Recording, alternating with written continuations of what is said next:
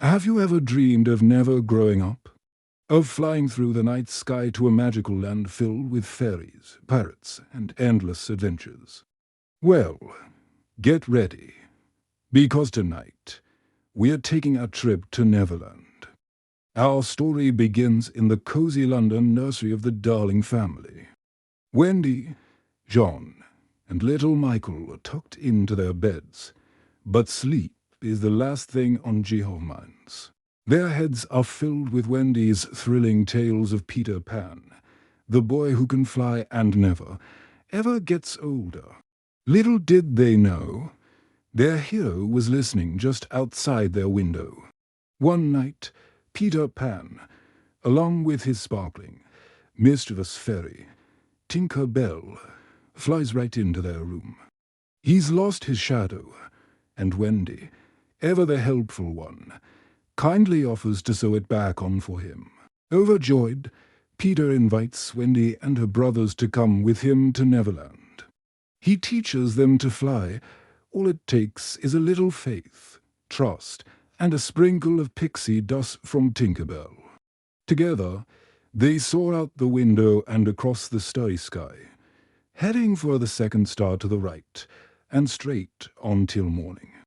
Neverland is everything they imagined and more. It's a breathtaking island, home to Peter's gang of lost boys, beautiful mermaids in their lagoon, and brave warriors in the nearby village. But Neverland isn't all fun and games.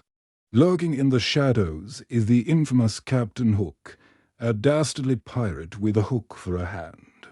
A hand that Peter Pan fed to a crocodile long ago. And that very same crocodile, who loved the taste so much, now follows Hook everywhere, its presence announced by the ticking of a clock it once swallowed. Hook and his bumbling sidekick, Smee, are obsessed with getting revenge on Peter Pan. The days fly by, filled with incredible adventures. Wendy becomes a mother figure to the lost boys, telling them stories and mending their clothes. They have thrilling battles with Captain Hook's pirates, rescue the brave warrior princess, Tiger Lily, and explore every magical corner of the island. But amidst all the excitement, Wendy starts to miss her real home and her parents. She realizes that growing up, with all its love and responsibilities, is its own kind of adventure. She convinces John and Michael, and even the lost boys, that it's time to return to London. But just as they prepare to leave, Captain Hook launches his final, cunning plan. He kidnaps Wendy and all the boys, taking them to his pirate ship, the Jolly Roger. He leaves a deviously wrapped gift for Peter Pan, a bomb disguised as a present from Wendy. But Tinker Bell, in a selfless act of bravery, snatches the bomb and flies away with it just as it explodes. She's badly hurt.